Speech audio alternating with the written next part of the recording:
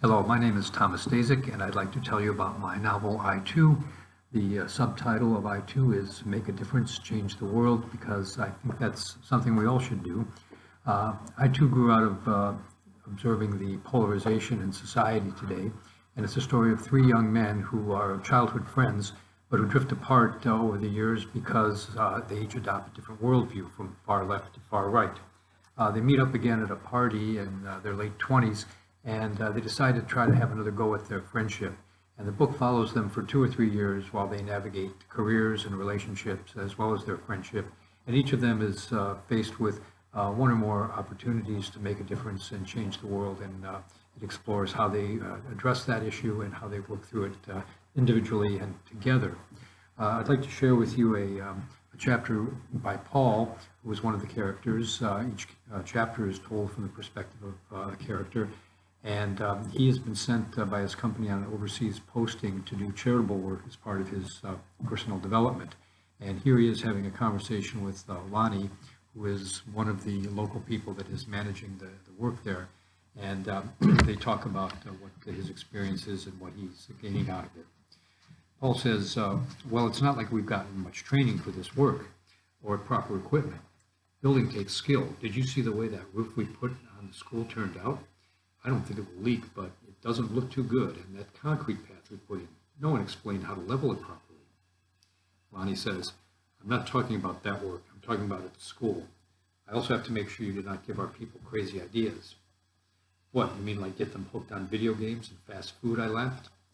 Yeah, very funny. More like your philosophy. Many capitalist ideas are not good for our small community, believe you me. So you're like a political officer, like a KGB guy? That was the first and only time I saw Lonnie lose his temper. He jabbed me with a finger and said, hey, I told you, things are not as simple as you think. Our people do not have a lot of money and possessions, but we take care of each other. With capitalism, people only think of themselves, and they do not think of the other people. I meet a lot of foreigners here. Some people are good, but some think they're better than us because they have money, and we are a poor country.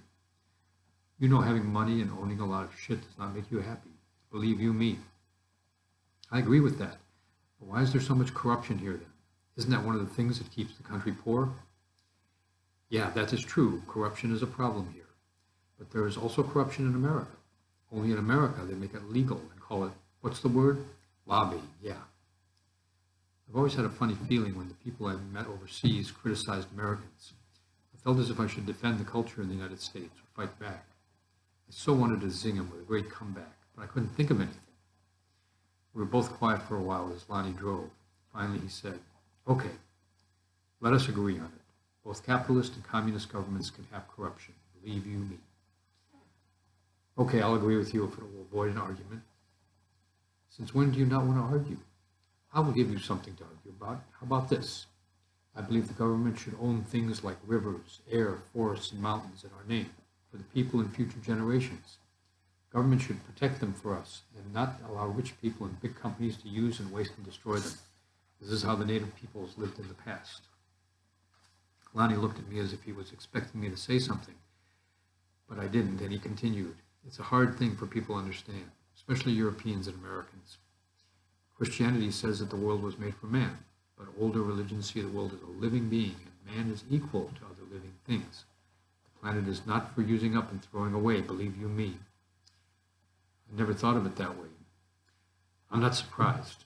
He yelled an expletive in some language at a motorcyclist parked on the road, and I grabbed to steady myself as Lonnie swerved around him. Anyway, it's kind of funny to see Americans and Europeans finally understand that a little bit. You know, I hear things like your slogans, use but don't abuse, and your 5 R's.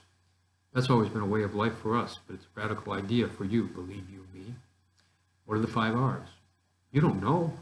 They stand for reduce, reuse, repair, what the hell is next? Yes, repurpose and recycle.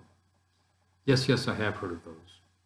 Well, it's all meaningless, and you'll never accomplish anything unless you add 2 more R's, respect and rethink. You've got to treat resources and people with respect, and you've got to rethink the way you live. Yeah, but that's hard to do. I pulled up at the work site where several volunteers were resting under a tree.